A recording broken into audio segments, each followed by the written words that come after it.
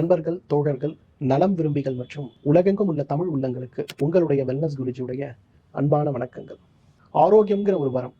நாம் நித்தம் இறைவனை பிரார்த்திப்பது. நிறைய விஷயங்களை பின்பற்றினால் ஆரோக்கியமாக வாழ முடியும் அப்படிங்கிற நம்பிக்கையோடு காலை எழுந்தது முதல் இரவு தூங்குகின்ற வரை நிறைய விஷயங்களை நாம் செய்து கொண்டிருந்தாலும் கூட தினசரி வாழ்க்கையில நோய்களும் பலவீனங்களும் மன அழுத்தங்களும் நம்மை சிரமப்படுத்தி விடுவதை பார்க்கிறோம். இன்றைக்கு நம் உடல்ல ஏற்படுகின்ற நோயாக இருக்கட்டும், பலவீனமாக இருக்கட்டும், உடனடியாக மருந்துகளுடைய தேவை மட்டும்தான் என்னை சரி செய்யும் அப்படிங்கிற ஒரு எண்ணம் பெரும்பாலும் நம் அனைவருடைய மனதிலும் விதைக்கப்பட்டிருக்கிறத நம்ம பார்க்கிறோம். இன்றைக்கு உடலுடைய ஆரோக்கியத்தை நாம் மேம்படுத்த வேண்டும். உடல் சார்ந்த கழிவுகளை நீக்கி மனம் சார்ந்த கழிவுகளையும் நீக்கி உடல், உள்ளம் மற்றும் மனம் சொல்லக்கூடிய ஆத்மான்னு சொல்லக்கூடிய விஷயங்களும் ஒன்றாக சேர்ந்து ஒரு ஆரோக்கியமான நிலையை அடைய வேண்டும் அப்படின்னு வரும்போது நாம் எடுக்கக்கூடிய முயற்சிகள், பின்பற்றக்கூடிய வழிமுறைகள் எவ்வாறு என்னுடைய ஆரோக்கியத்திற்கு உதவுகிறது அப்படிங்கிற ஒரு புரிதல் இல்லை என்றால் அது ஒரு முழுமை பெற்ற விஷயமாக இருக்குமா அப்படிங்கிற ஒரு கேள்விக்குறி நாம் எடுத்துக்கொள்ள வேண்டிய கேள்விக்குறி. காரணம் என்னன்னா, இன்றைக்கு ஏன் நம்ம கீரை சாப்பிட்றோம், ஏன் பழங்கள் சாப்பிட்றோம், ஏன் நம்ம ஒரு 3 லிட்டர் அளவுக்கு தண்ணீர் குடிக்கணும்? இந்த கேள்விகளுக்கான விடை நம்ம இடத்தில் இருக்கான்னு கேட்டீங்கன்னா இல்லைன்னு தான் சொல்லணும், இல்லையா? இதனாலேயோ என்னவோ நாம் பெரும்பாலும் நல்ல பழக்கங்களை முழுமையாக வாழ்க்கை முழுவதும் பின்பற்றக்கூடிய வழிமுறைகளை செய்வது கிடையாது.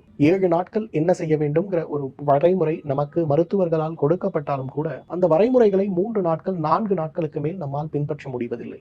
இன்றைக்கு நிறைய பெண் குழந்தைகளை பார்க்கிறோம், பெண்களை பார்க்கிறோம். 13 வயதில் ஆரம்பிக்கக்கூடிய மாதவிலக்கு 50 வயதில் முடிகின்ற வரை 100 குறைந்தது 60 பெண்களாவது இன்றைக்கு நிறைய மாதவிலக்கு சார்ந்த நோய்களுக்கான மருந்துகளையும் மாத்திரைகளையும், மாதவிலக்கை உருவாக்குவதற்கான சிகிச்சை, மாதவிலக்கை நிறுத்துவதற்கான சிகிச்சை, கட்டிகளை கரைப்பதற்கான சிகிச்சை, மாதவிலக்கு காலங்களில் ஏற்படுகின்ற வலிகளை மாற்றுவதற்கான சிகிச்சைன்னு விதவிதமான சிகிச்சையில் ஓடிக்கொண்டிருப்பதை பார்க்கிறோம்.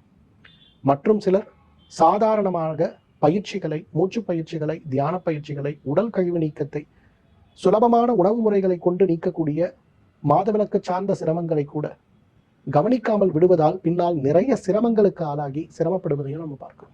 இன்னைக்கு உடல் சார்ந்த நோய்களை நாம் மாற்ற வேண்டும், மாதவிலக்கு சார்ந்த நோய்களை மாற்ற வேண்டும் அப்படிங்கிற ஒரு எண்ணம், ஒரு நல்ல எண்ணம் நமக்கு ஏற்படும் போது என்ன வகையான உணவுகளை நாம் சேர்ப்பதன் மூலம் உடல் உறுப்புகள் உறுதியாக்கப்பட்டு உடலுக்கு தேவையான சத்துக்கள் முறையாக கொடுக்கப்பட்டு உடல் ஆரோக்கியம் அடையும் அப்படிங்கிறதை பற்றி தான் இன்று உங்களோடு நான் பகிர்ந்து கொள்ள போகிறேன். பெண் நம்ம சொல்லக்கூடிய நம்மை வழிநடத்தும் மனித தெய்வமாக இருக்கக்கூடிய பெண்களுடைய ஆரோக்கியத்திற்காக இந்த 10 உணவுகளை மட்டும் உணவில் சேர்க்கக்கூடிய ஒரு வாழ்வியல் மாற்றத்தை, உணவு மாற்றத்தை நம்மால் பெண்களுடைய ஆரோக்கியத்திற்கு நாம் பின்பற்ற வேண்டிய 10 வழிமுறைகள், உணவு சார்ந்த வழிமுறைகள் என்னங்கிறதை பற்றி இப்ப நம்ம பார்ப்போம். பெண்களுடைய ஆரோக்கியத்திற்கு முதல்ல நம் குடும்பத்தில் ஒரு பெண் குழந்தை இருந்தாலும் கூட, ஒரு வயதான பாட்டி இருந்தாலும் கூட வாரத்தில் குறைந்தது 3 நாட்களாவது கீரையை உணவாக சாப்பிட முடியுமாங்கிறத நம்ம பார்க்கணும். ஏன்னா இன்றைக்கு நிறைய குடும்பங்கள்ல கீரை அப்படிங்கிற ஒரு உணவு கிட்டத்தட்ட இல்லாததாகிவிட்டதை பார்க்கணும். கீரைன்னு வந்தாலும் பெரும்பாலும் முருங்கைக்கீரையை மட்டும் வாரத்திற்கு 2 முறை சாப்பிடுகிறோம் அப்படின்னு சொல்லப்படுவதை பார்க்கிறோம். மிகப்பெரிய தவறு. இன்றைக்கு நம்ம உணவுல காய்கறிகள் எவ்வளவு முக்கியமோ, நம்முடைய வாழ்க்கையில பழங்கள் எவ்வளவு முக்கியமோ, தண்ணீர் எவ்வளவு முக்கியமோ, அரிசி எவ்வளவு முக்கியமோ, அதைவிட 100 மடங்கு முக்கியமானது எதுனா கீரை உணவுகள். இன்றைக்கு கீரை உணவுகளை முழுமையாக சாப்பிடுகின்ற ஒரு வழக்கத்தை நாம் வைத்துக் கொண்டோமே ஆனால் மிகப்பெரிய அளவுல பெண்களுடைய உடல் ஆரோக்கியம் மேம்படுவதை நாம் பார்க்க முடியும். இன்றைக்கு ஆண்களை விட பெண்களுக்கு கீரை உணவுகளுடைய அவசியம் மிக மிக உண்டு. கீரையில் இருக்கக்கூடிய புரதங்களும் சில வகையான அமிலங்களும் நேரடியாக இல்லை என்றாலும் மறைமுகமாக செரிமானத்தின் போது உருவாகின்ற சில வகையான சிறப்பு அமிலங்களாக மாறும்போது, அவை அவர்களுடைய நாளமிலா சுரப்பிகள்ல செயல்படும் போது மாதவிலக்கு சீராக்கப்படுவது மட்டுமல்ல, உடல் ஆரோக்கியம் மிகப்பெரிய அளவில் மேம்பட்டு விடுவதையும் நம்ம பார்க்கிறோம். கீரை உணவுகள் இன்றைக்கு பெண்களுக்கான வரப்பிரசாதம். வீட்டில் இருக்கக்கூடிய ஆண்கள், வீட்டில் இருக்கக்கூடிய அனைவரும் கவனம் எடுத்து வாரத்திற்கு குறைந்தது 3 நாட்களாவது ஒரு பெண் 50லிருந்து 75 கிராம் வரை கீரையை உணவாக சாப்பிடுவதில் பெரிய முக்கியத்துவத்தை நாம் கொடுக்க வேண்டும். இரண்டாவது, புரத உணவுகள்னு சொல்லக்கூடிய பருப்பு வகைகள். இன்றைக்கு 1 கிலோ எடைக்கு 1 கிராம் புரதம் அப்படிங்கிறது நம் அனைவருக்குமே அவசியம். ஆனா பெண்களை பொறுத்தவரையிலும் 1 கிலோ எடைக்கு 1.5 கிராம் அளவுக்கு புரத உணவுகள் அவசியம் அப்படிங்கிறது மருத்துவ ஆய்வறிக்கைகள். மாதவிலக்கு நேரங்கள்ல தசைகள்ல ஏற்படுகின்ற இறுக்கங்களை மாற்றுவதற்கு, மாதவிலக்கு நேரங்கள்ல தசைகளுக்கு தேவையான சத்துக்களை கொடுப்பதற்கு, குறிப்பாக கருப்பை சார்ந்த சத்துக்களை கொடுத்து உடலை பலப்படுத்துவதற்கு, மாதவிலக்கு நேரங்கள்ல உடல்ல ஏற்படுகின்ற பலவீனங்களை மாற்றி உடலை ஆரோக்கியப்படுத்துவதற்கு மிகப்பெரிய அளவில் உதவி செய்கின்ற ஒரு அருமருந்து எதுனா புரதங்கள் தான், குறிப்பாக பெண் குழந்தைகளுக்கு. அப்போ அந்த குழந்தைகளுக்கு தேவையான புரதச்சத்து குறையும் போது அதுவே சீரற்ற மாதவிலக்குக்கும் மாதவிலக்கில் ஏற்படுகின்ற சிரமங்களுக்கும் மாதவிலக்கு நேரங்கள்ல அந்த குழந்தைகளுக்கு ஏற்படுகின்ற கடுமையான உடல் உபாதைகளுக்கும் அது காரணமாக அமைகிறது.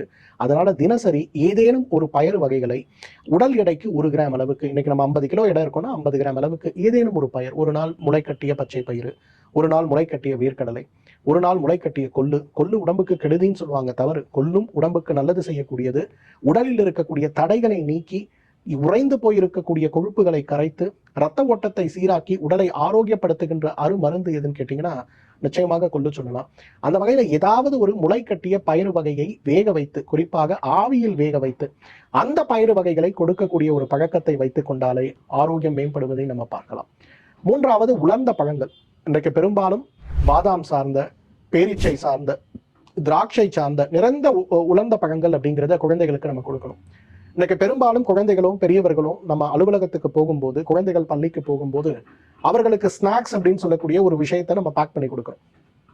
பெரும்பாலும் நம்ம ஸ்நாக்ஸ் கொடுக்கக்கூடிய உணவுகள் பழங்களாக இருக்கிறத பார்க்குறோம். சில நேரங்களில் ஜங்க் ஃபுட்ஸாக இருக்கிறத பார்க்குறோம்.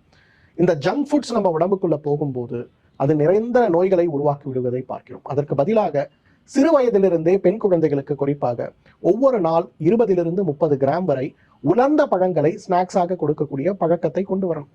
பெரியவர்களும் ஒரு நாளைக்கு 20 to 30 கிராம் வரை உலர்ந்த பழங்கள் சாப்பிடும்போது, ஒரு 4 பேரீச்சம் பழங்கள், ஆப்ரிகாட்ஸ் 2 or 3, அல்லது பாதாம் பருப்பு தண்ணீரில் ஊற வைத்து தோல் உரித்த பாதாம் பருப்பு ஒரு 20 கிராம் அளவுக்கு, இதெல்லாம் நம்ம எடுத்துக்கொள்ளும் போது அது வயிற்றில் சென்று மிகப்பெரிய சிறப்பு அமிலங்களாக மாறும்போது, அதாவது அந்த அமிலங்கள் பொதுவாக நமக்கு உணவுல கிடைக்காது, ஆனா வயிற்றில் சென்று செரிமானத்தோடு கலக்கும் போது அது சிறப்பு அமிலங்களாக மாறும்போது அது நாளமிலா சுரப்பிகளுடைய செயல்பாடுகளை மிகப்பெரிய அளவில் மேம்படுத்தி விடுவதை பார்க்கிறோம். 4வது, கருவேப்பிலை. இன்னைக்கு நிறைய குழந்தைகளை நம்ம பார்க்கிறோம், சாப்பிடும்போது அவங்க என்ன பண்ணுவாங்கன்னா உணவில் இருக்கக்கூடிய கருவேப்பிலையை எடுத்து வச்சு சாப்பிட்றத பார்க்கிறோம்.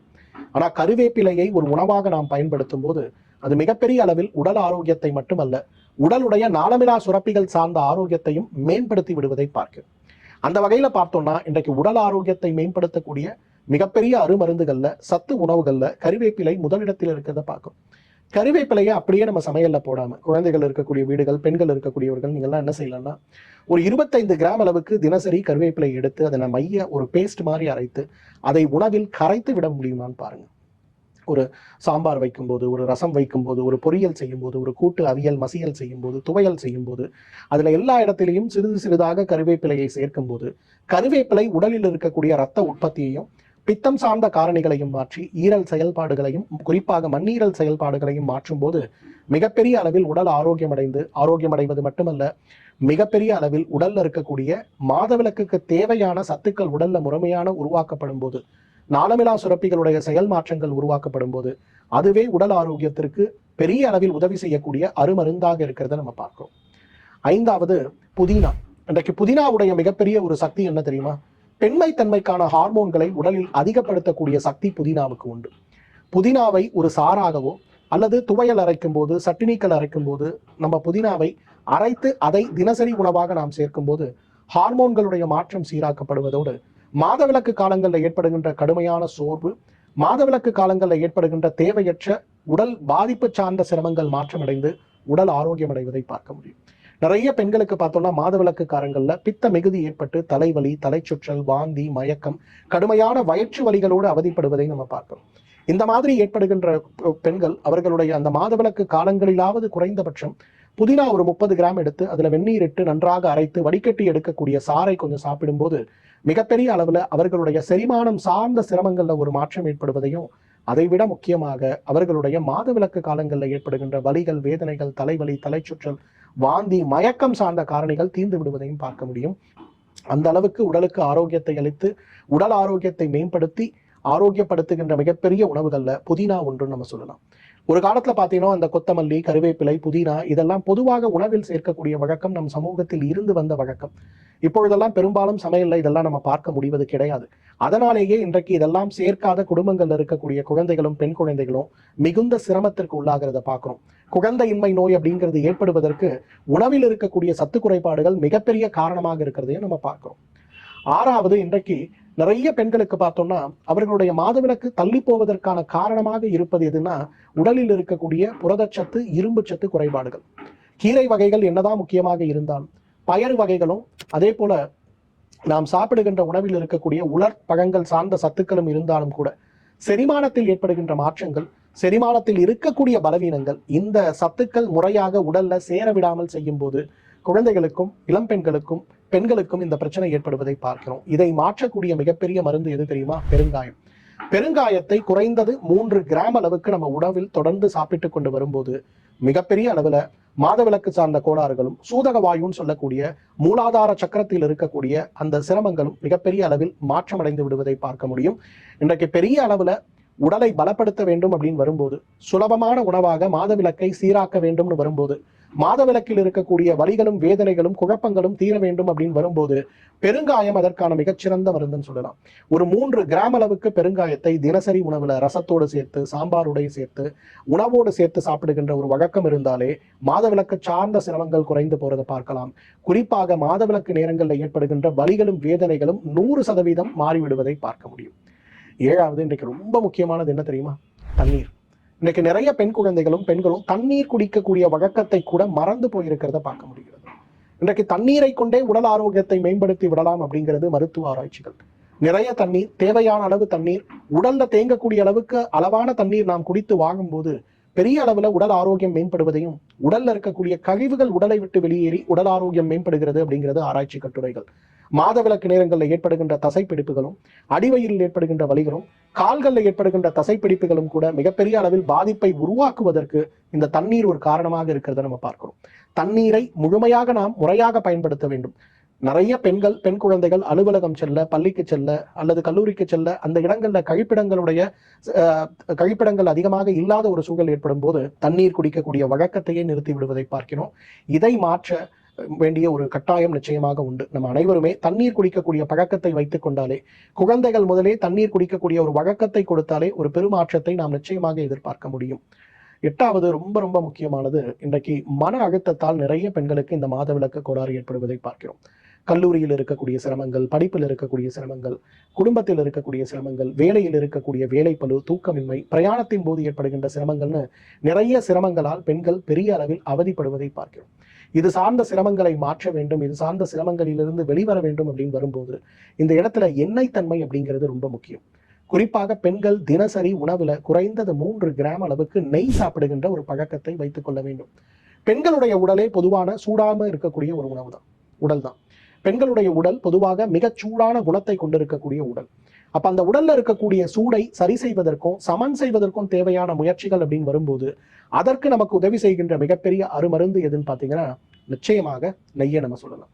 ஒரு 3 கிராம் அளவுக்கு நெய் சாப்பிடுகின்ற குணம் இருக்கக்கூடிய பெண்கள் யாராக இருந்தாலும் அவர்களுக்கு மாதவிலக்கு கோளாறு வருவதற்கான வாய்ப்புகள் மிக குறைவு அப்படிங்கிற ஒரு உண்மையை நாம் புரிந்து கொள்ள வேண்டும். அந்த காலத்துல பாட்டிகள்லாம் பாத்தீங்கன்னா முறையான அளவு அவர்களுக்கு உணவுகளை கொடுக்கும்போது, பெண் குழந்தைகளுக்கு கொடுக்கும்போது குறிப்பாக பசு நெய் 1 கரண்டி 3 கிராம் உணவில் சேர்த்து தொடர்ந்து கொடுத்துக்கிட்டே வரதை பார்க்க முடியும்.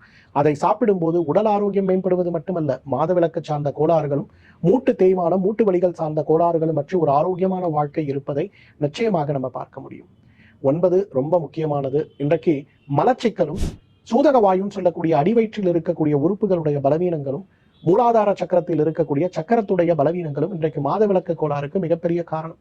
நிறைய பேர் என்னிடத்தில் கேட்பாங்க, சார் நான் ஹார்மோன் டெஸ்ட் எடுத்துட்டா எனக்கு நார்மலா இருக்கு, என்னோட அல்ட்ராசவுண்ட் ஸ்கேன் எடுத்துட்டா என்னோட கர்ப்பப்பையில அல்லது கருமுட்டை பையில எந்த பிரச்சனையுமே இல்லை, இருந்தாலும் எனக்கு மாதவிலக்கு சீராக ஏற்பட மாட்டேங்குது.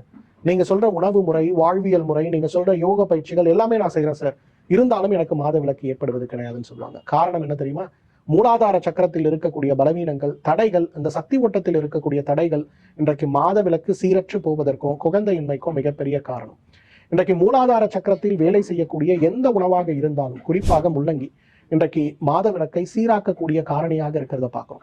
பொதுவாக தண்ணீர் இருக்கக்கூடிய காய்கறிகள்னு நம்ம சொல்லக்கூடிய புடலங்காய், பூசணிக்காய், பீர்க்கங்காய், சுரைக்காய், கோவைக்காய், முள்ளங்கி மற்றும் பாகற்காய், இந்த 7 காய்கறிகள்ல ஏதேனும் ஒன்றாவது வாரத்தில் 3 நாட்களாவது நம்ம உணவில் சேர்க்க வேண்டும். ஒரு நாள் பாகற்காய், ஒரு நாள் முள்ளங்கி, ஒரு நாள் கோவைக்காய், ஒரு நாள் புடலங்காய், ஒரு நாள் பூசணிக்காய். இந்த மாதிரி பெண்கள் தொடர்ந்து சாப்பிடும்போது அவர்களுடைய கருப்பை மண்டலத்தில் இருக்கக்கூடிய சிரமங்கள் வேகமாக நீங்கி விடுவதை பார்க்க முடியும். எள்ளும் கொள்ளும் அப்படின்னு சொல்லுவோம். பொதுவாக எள் குணம் வேறு, கொள் குணம் வேறுன்னு இருந்தாலும் இந்த எள்ளும் கொள்ளுமே மாதவிலக்கை சீராக்கக்கூடிய முழுமையான உணவுகள்னு சொல்லலாம். யாருக்கெல்லாம் மாதவிலக்கு சீராக ஏற்படாமல் இருக்கிறதோ அல்லது மாதவிலக்கு நேரங்கள்ல சீரான உதிரப்போக்கு ஏற்பட்டு உடல் முழுமையாக சுத்தமடையாம இருக்கோ அவங்கெல்லாம் எள்ளையும் கொள்ளையும் உணவாக சாப்பிடலாம். எள்ளு பொடி சாப்பிடுகின்ற ஒரு வழக்கம் நம் சமூகத்தில் இருந்த வழக்கம் இப்பொழுது மாறிவிட்டது.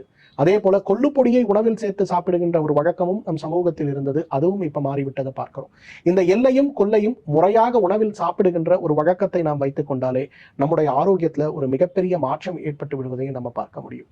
இந்த 10 உணவுகள் தான் பெண்களுடைய ஆரோக்கியத்திற்கு அடிப்படையான இல்லை. ஆனா இந்த 10 உணவுகளை கொஞ்சம் யோசிச்சு பாருங்க. இது எல்லாமே நம் வீட்டு சமையலறையில் இருக்கக்கூடிய உணவுகள் தான். ஆனா இதை எப்படி சாப்பிடணுங்கிற ஒரு புரிதலோடு, இந்த எள்ளை சாப்பிட்டால் எனக்கு கிடைக்கக்கூடிய நல்ல குணம் என்ன, கொள்ளை சாப்பிட்டால் எனக்கு கிடைக்கக்கூடிய நல்ல குணம் என்னன்னு ஆரோக்கியத்துடைய அவசியத்தையும் அவை நமக்கு ஆரோக்கியத்தை நல்குங்கிற நம்பிக்கை மற்றும் உணர்வோடு நம்ம அந்த உணவுகளை சாப்பிடும்போது இன்னும் பெரிய அளவுல உடல் வேலை செய்யறதை பார்க்க முடியும். பொதுவா ஒரு மாத்திரை, இந்த மாத்திரையை சாப்பிட்டோம்னா என்ன நடக்குதுன்னு நமக்கு தெரியாது. ஆனா மாத்திரையை சாப்பிடும்போது இது என்னுடைய ஆரோக்கியத்திற்கு பெரிய அளவில் உதவி செய்யுங்கிற நம்பிக்கை அந்த மாத்திரையை முழுமையாக நம் உடலை குணப்படுத்த உதவி செய்கிறது. மாத்திரையில் நாம் வைத்திருக்கக்கூடிய நம்பிக்கையை நம்ம உணவுகள்ல நம்ம கொண்டு வர ஆரம்பித்தோம்னா, நாம் சாப்பிடுகின்ற கருவேப்பிலை ஆகட்டும், புதினாவாகட்டும், பப்பாளி பழமாகட்டும், உடலுக்கு தேவையான உலர்ந்த பழமாகட்டும், எதாக இருந்தாலுமே அதை இது என்னுடைய ஆரோக்கியத்திற்காக நான் சாப்பிடுவது, இது எனக்கு மிகப்பெரிய அளவில் ஆரோக்கியத்தை நல்குங்கிற ஒரு உணர்வோடு, ஒரு முழுமையான மன உணர்வோடு நாம் இதை சாப்பிட ஆரம்பித்தாலே மாதவிலக்கு சார்ந்த கோளாறுகள் தீர்ந்து விடுவதை பார்க்க முடியும். உடற்பயிற்சி, உடல் கழிவை வெளியேற்றக்கூடிய முயற்சி, மனதில் இருக்கக்கூடிய கழிவை வெளியேற்றக்கூடிய தியான பயிற்சி, உணவு சார்ந்த விழிப்புணர்வு, இவை அனைத்திற்கும் மேலாக சுலபமாக இன்றைக்கு மாதவிலக்கை சீராக்கக்கூடிய, ஆரோக்கியத்தை குறிப்பாக பெண்களுடைய ஆரோக்கியத்திற்கு உதவி செய்யக்கூடிய சுலபமான மூலிகை மருந்துகளாக இருக்கக்கூடிய மருந்துகளை உணவாகவே சாப்பிடுகின்ற ஒரு வழக்கத்தை வைத்துக் கொண்டாலே நம்மாலும் ஆயுள் முழுவதும் ஆரோக்கியமாக வாழ்ந்திட முடியும். மீண்டும் மற்றொரு ஆரோக்கிய குறிப்போடு உங்களை சந்திக்கிறேன். அதுவரை உங்களிடமிருந்து விடைபெறுவது உங்களுடைய வெல்னஸ் குருஜி. நன்றி, வணக்கம். ஸ்ரீ வர்மா ஆயுர்வேதா, தமிழகத்தின் தலை சிறந்த ஆன்லைன் மருத்துவமனை.